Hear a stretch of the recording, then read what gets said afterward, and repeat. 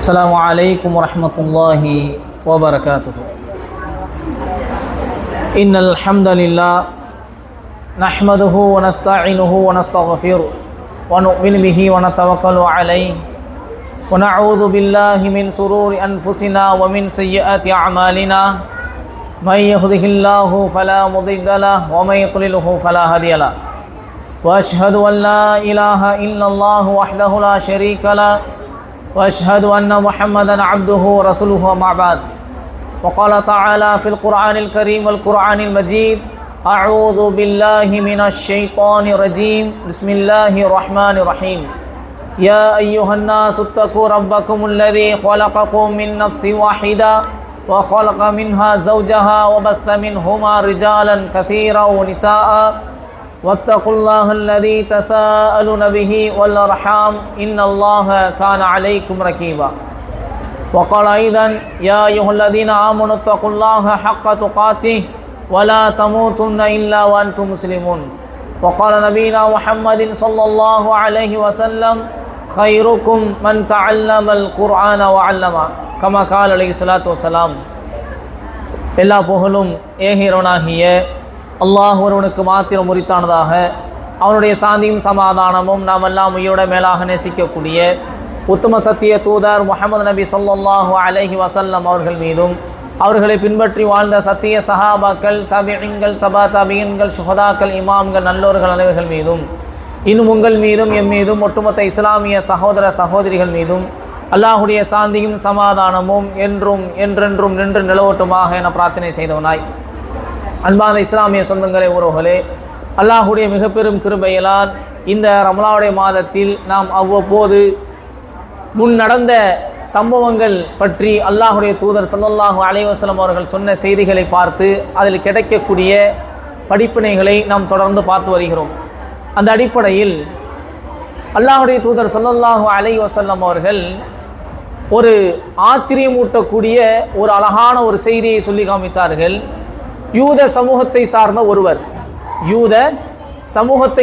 ஒருவர் தனக்காக வேண்டி, தான் ஒரு வியாபாரம் செய்வதற்காக வேண்டி 1000 தீனார்களை அவர் கடனாக கேட்கிறார். ஆனால் அவருக்கு யாரும் கொடுக்க முன் வரவில்லை. இன்னொரு இடத்தில் போய் கேட்கிறார், அவர் கொடுக்கிறதுக்கு தயாராக இருக்கிறார்.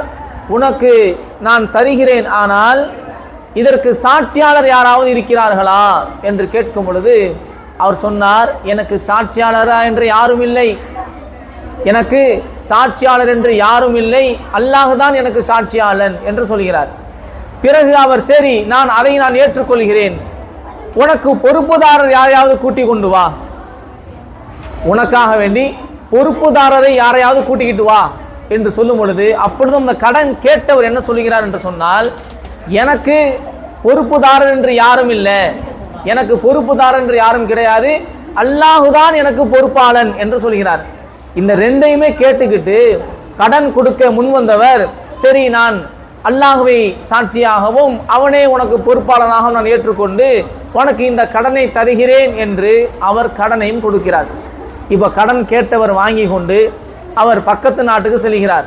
வியாபாரம் செய்வதற்காக வேண்டி பக்கத்து ஊருக்கு கப்பலில் ஏறி பயணம் செய்கிறார்.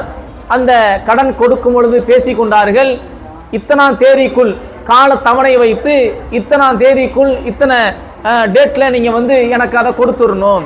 அவரும் சம்மதித்து அந்த பணத்தை வாங்கி கொண்டு அவரும் வியாபாரத்துக்காக வேண்டி கப்பல் ஏறி பக்கத்து நாட்டிற்கு செல்கிறார்.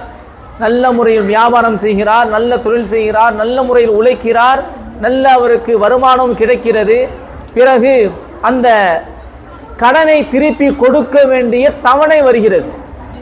கடனை திருப்பி கொடுக்க வேண்டிய 2 பேரும் பேசிக்கொண்டார்களா இல்லையா, இந்த டேட்ல நீ எனக்கு திருப்பி கொடுத்துடணும்னு சொல்லி அந்த டேட் வருது. உடனே இந்த கடன் வாங்கியவருக்கு உள்ளத்தில் உறுத்துது, ஆஹா, நாம் இந்த டேட்டில் அவருக்கு பணத்தை திருப்பி கொடுக்கறதா சொல்லியிருந்தோமே என்று ஞாபகம் வந்தவுடன் உடனே அவர் வாங்கிய காசுகளை எடுத்துக்கொண்டு அவர் வேகமாக கடற்கரை நோக்கி செல்கிறார். நாம் அதாவது கப்பலிலே பயணம் செய்து அவரிடத்திலே அந்த கடனை ஒப்படைத்து விட வேண்டும் என்று போறார்.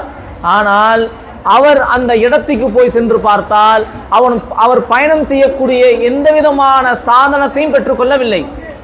எந்த ஒரு கப்பலும் இல்லை, எந்த ஒரு கப்பலும் அவர்கிட்ட இல்லை. எந்த கப்பலும் பயணம் செய்யறதுக்கு அன்றைக்கு வரவில்லை. இவர் என்ன செய்வது? இந்த டேட்ல நம்ம பணத்தை திருப்பி கொடுப்பதா நம்ம வாக்கு கொடுத்திருக்கிறோமே என்ற அந்த எண்ணத்தில் அவர் சுத்தி முத்தி பார்க்கிறார். எந்த விதமான ஒரு கப்பலையும் அவருக்கு கிடைக்கல. உடனே என்ன செய்யறாருன்னா ஒரு கட்டை எடுக்கிறார். நல்ல கவனிங்க, எப்படிப்பட்ட ஒரு இறை நம்பிக்கை இவரிடத்துல இருந்திருக்குது. கொடுத்த வாக்கை நாம் எப்படி நிறைவேற்ற வேண்டும் என்ற உறுதி பெற்ற இருந்திருக்குங்கிறதுக்கு இந்த சம்பவம் மிக ஒரு அற்புதமான ஒரு படிப்பினை நமக்கு.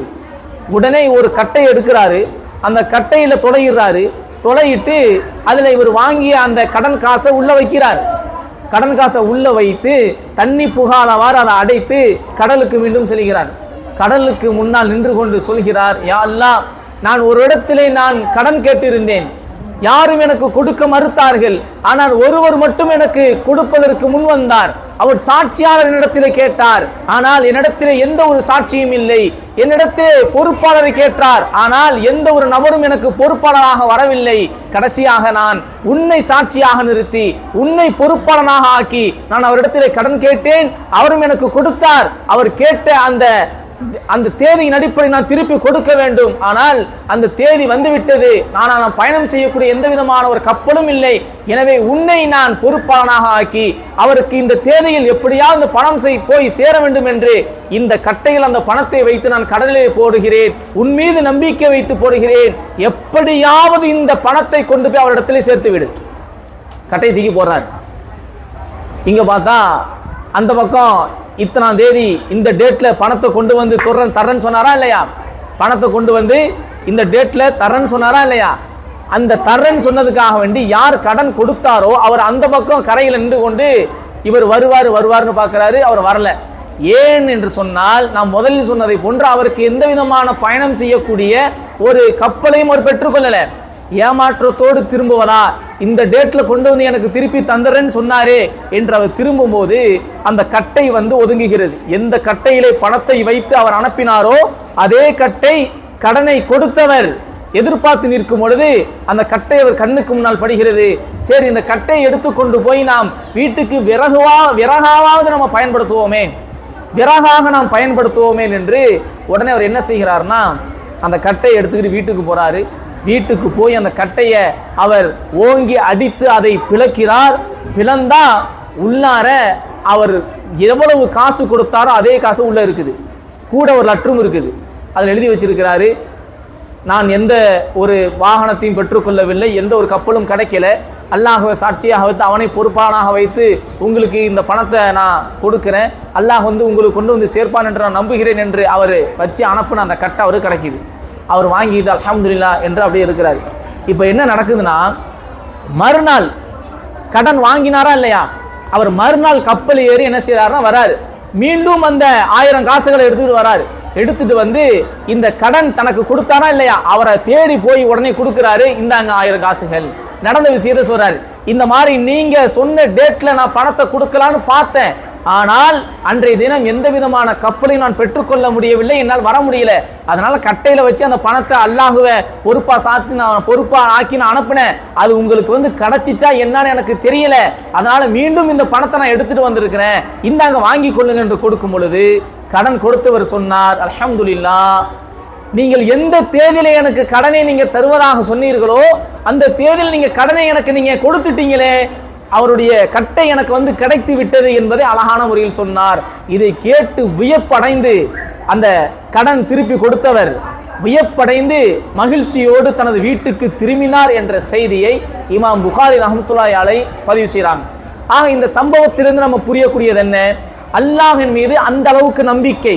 அது மாத்திரமல்ல, நாம் ஒரு வாக்கு கொடுத்து ஒரு பொருளை வாங்கினோம் என்று சொன்னால் அந்த பொருளை மீண்டும் எந்த தேதிக்குள் திருப்பி கொடுப்பதாக நாம் வாக்கு கொடுத்தோமோ அந்த தேதிக்குள் திருப்பி கொடுப்பதற்காக வேண்டி எந்த அளவுக்கு முயற்சி எடுத்திருக்கிறார் பாருங்க. யூத சமூகம் என்றால் முன்னால் வாழ்ந்த காலத்தில் 1000 காசுகள் என்று சொன்னால் நினைச்சு பாருங்க, இன்றைய தினத்தில் எவ்வளவு பணம் இருக்கணும். இன்னைக்கு நம்ம யாராவது போய் ஒரு கட்டையில் ஒரு 500 ரூபாய் பணத்தை வச்சு கடலில் தூக்கி போடுவோமா? ஒரு 500 ரூபாய் பணத்தை கட்டையில் வச்சு இவரை கொண்டு போய் சேர்த்துலான்னு போடுவோமா? போட மாட்டோம். அப்படியே நாம் அப்படி பேசினாலுமே கூட இது என்ன, இது லாஜிக்கே இல்லாமல் இருக்குன்னு சொல்லுவோம். ஆனால் உண்மையான தவக்கல் இருக்குது, உண்மையான இரையச்சம் இருக்கிறது, உண்மையிலே அல்லாஹ் மீது முழு நம்பிக்கை இருக்கிறது. இது சிரிப்புக்கோ அல்லது இது ஒரு கேலிக்கோ இடமில்லாமல் இருக்கும் பட்சத்தில், அல்லாஹ்வை முழுமையாக நம்பி இருக்கும் பட்சத்தில் கண்டிப்பான முறையில் அல்லாஹ் கொண்டு போய் அதை சேர்ப்பான். இடையில நம்ம பார்த்தோம், பலஸ்தீன் மக்களுக்கு உணவுகள் கொண்டு போய் கொடுக்கறதுக்கு தடை விதிச்சிருந்தாங்க. நிறைய அரபு நாட்டு மக்கள் பாட்டில்ல அதை கொட்டி அதுல என்ன செய்யறாங்கன்னா என்னென்ன பருப்பு வகைகள்னு எழுதி அவங்க பலஸ்தீனுக்காக என்பது துவா எழுதி இலல் ஈராக்கு இந்த மாதிரி ஈராக்கில் இருந்து இந்தந்த தேசத்தில் இருந்துன்னு சொல்லி கடல்ல தூக்கி போடுறாங்க. சமீபத்தில் நம்ம பார்த்துருப்போம், நிறைய சோசியல் மீடியாக்கெல்லாம் பார்த்துருப்பீங்க. அது கடல்ல தூக்கி போடப்பட்டது அல்லாஹ் மீது இருக்கக்கூடிய நம்பிக்கையில் போடப்பட்டாங்க. ஏன்னு சொன்னா அங்க கொண்டு போறத முன்னாடியே தடுத்து நிப்பாட்டிடுறாங்க. பலஸ்தீன் மக்களுக்கு கொண்டு போய் கிடைக்கிறத முன்னாடியே நிப்பாட்டி அது சூறையாடப்படுகிறது. உடனே கடல்ல அல்லாஹ் மீது நம்பிக்கை வச்சு பிளாஸ்டிக் பாட்டில் அடைச்சி தூக்கி போடுறாங்க. கடைசியில ஒரு சில வீடியோ வந்துச்சு, அல்லாஹ் ஆலம், அல்லாஹ் மிக நன்கறிந்தவன், அந்த மக்கள் அதை எடுத்து எங்களுக்கு கிடைத்து விட்டது, எங்களுக்கு இஸ்லாமிய மக்கள் அல்லாஹின் மீது நம்பிக்கை வைத்து தூக்கி போட்ட அந்த பாட்டில்கள் எங்களுக்கு கிடைத்து விட்டது என்று அவங்க சார்பாகவே பலஸ்தீன் மக்கள் சார்பாக நிறைய வீடியோக்கள் ஷேர் ஆனதை நம்ம பார்ப்போம். அப்போ இது இன்றைய காலகட்டத்திலும் சாத்தியம் இல்லாத ஒன்று அல்ல. அல்லாஹ்வின் மீது நம்ம உறுதியாக நம்பிக்கை வைத்திருப்போம் என்று சொன்னால் அல்லாஹ் எதையும் கண்டிப்பான முறையில் அல்லாஹ் செய்வான். ஈமான் இருக்கிறதே அது சாதாரண விஷயம் அல்ல. அந்த ஈமான் எந்த அளவுக்கு உறுதியான முறையில் இருக்கிறதோ அந்த அளவுக்கு முஅஜிசாக்கள், அற்புதங்கள் நடக்கும். கண்டிப்பா நடக்கும், அற்புதங்கள் நடக்கும். சஹாபாக்கள் அந்த வரலாறை சொன்னா நேரம் பத்தாது, அதனால உங்களுக்கு சுருக்கமா சில அந்த விஷயத்தை மட்டும் சொல்லிடுறேன். சஹாபாக்கள் ஆற்றின் மீது நடந்திருக்கிறார்கள், தண்ணி மேல நடந்தவங்களா இருக்கிறாங்க. ஒரு போர்க்களத்தில் சாத் இப்னு அபி வக்காஸ் ரலியல்லாஹு தஆலா அவங்க போறாங்க. எதிர்நாட்டில் இருக்கிறவங்க என்ன செய்யறாங்கன்னா பாலத்தை துண்டிச்சுறாங்க, கடந்து போகக்கூடிய பாதையை அவங்க துண்டிச்சிடறாங்க. இப்போ அந்த பெரிய நதியை கடந்து போக முடியாது, படைகள் இறங்க முடியாது. ஆனால் சஹாபாக்கள் உறுதியாக பாலத்தை கொண்டு நடக்க வைத்த அல்லாஹ்வினால் பாலம் அல்லாமல் நடக்க வைக்க முடியும் என்று தைரியமாக ஆற்றில் நடந்தாங்க. குதிரைகள் ஓடுனது அப்படியே தரையில ஓடுற மாதிரி குதிரை தண்ணியில் ஓடுனுச்சு, வரலாறு இருக்கு. தரையில ஓடுவதை போன்று குதிரை தண்ணியில் ஓடியது. இதை பார்த்த எதிரி படைகள் இவர்கள் மனிதர்களே இல்லைன்னு ஓடிய போயிட்டாங்க. இவங்க மனிதர்களே கிடையாது, ஏன் ஆத்துல குதிரை ஓடுமா? ஆனா அல்லாஹ் ஓட வச்சான். இந்த மாதிரி நிறைய விஷயங்கள் அவங்களுடைய ஈமானுடைய உறுதியை பொறுத்து அல்லாஹ் பல அற்புதங்களை நிகழ்த்துகிறான் என்பதை நாம பார்க்கிறோம். ஆக அன்பான இஸ்லாமிய சொந்தங்களை உறவுகளே, ஆக ஈமானிய உறுதி நம்மிடத்தில் ஆழமாக இருக்க வேண்டும். அதே நேரத்தில் அமானிதத்தை பேணுதல் என்பதும் நாம் வாங்கிய பொருளை திருப்பி கொடுக்கக்கூடிய காலம் வரும் பொழுது சரியான முறையில் கொடுக்க வேண்டும் என்பதை நாம் ஆழமாக பதிந்து வைத்திருக்க வேண்டும். ஏன்னு சொன்னா இன்னைக்கு கடன் வாங்கும் போது நம்ம கேட்டு வாங்குறோம், இந்த தந்திரம் அந்த தந்திரம் வாங்கிடுறோம். வாங்கினதற்கு பிறகு அந்த கடனை திருப்பி வாங்குறதுக்கு கொடுத்தவர் படாத பாடு வர்றாரு. உண்மை அதுதான். நம்மளால கொடுக்க முடியலன்னா அதனுடைய சூழ்நிலையை அழகான முறையில் எடுத்து சொல்லணும். ஆனா அதை எடுத்து சொல்லாம நாம் என்ன செய்யறோம், அதை இழுத்தடிப்பது. சிலர்கள் பணத்தை வைத்து கொண்டே கொடுப்பதற்கு மனம் இல்லை, வாங்கினது அவர்கிட்ட இருந்து, ஆனா திருப்பி கொடுக்கறதுக்கு மனசு இல்லை. அன்பார்ந்தவர்களே, இப்படிப்பட்ட நிலைப்பாடுகள் நம்மகிட்ட இருந்து மாறணும். அதே மதியமாக நாம பேணுதல் உடையவர்களாக, அமானியத்தை பேணக்கூடியவர்களாக, நாம் கொடுத்த வாக்கை நிறைவேற்றக்கூடிய மக்களாக, அல்லாஹின் மீது உறுதியான ஆழமான நம்பிக்கை வைக்கக்கூடிய மக்களாக அல்லாஹ் ரப்புல் ஆலமீன் உங்களை என்னை வாக்குறுதி புரிய வேண்டும் என பிரார்த்தனை செய்தவனாய் எனது உரையை நான் நிறைவு செய்கிறேன். அஸ்ஸலாமு அலைக்கும் வரஹ்மத்துல்லாஹி வபரகாத்துஹு.